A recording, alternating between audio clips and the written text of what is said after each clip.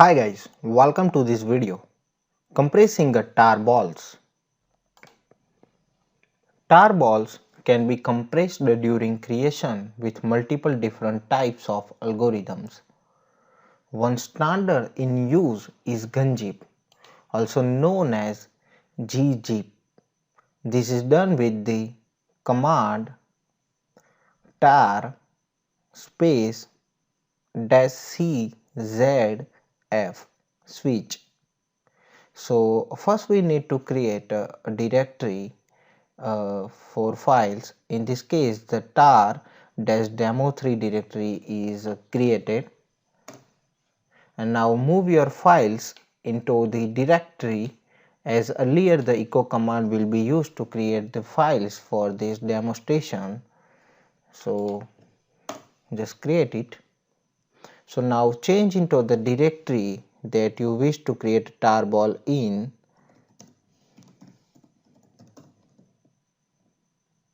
So again, in this example, the tar-demo3 directory is being used.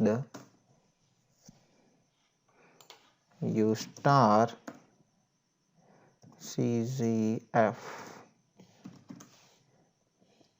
tarball -demo dot tar dot zz space tar. So generate a new tarball with the file contained within the current directory tar-demo3, and this is done using the -czf switches with the tar command. The switches on the tar command ensure the tarball is created correctly. The C switch creates a new archive, and the Z ensures the files are compressed or zipped, and the F switch signifies the name following the switch. Tarball-demo.tar.zz will be used as the same name for the new file. Again, the asterisk lets tar know that everything in this directory should be included in the new tar file. So give enter. Now use tar space -tf tarball demo.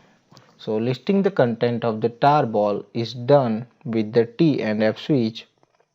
The T switch indicates the file content should be displayed or typed to the screen, and again the F switch indicates the file name will follow the switches.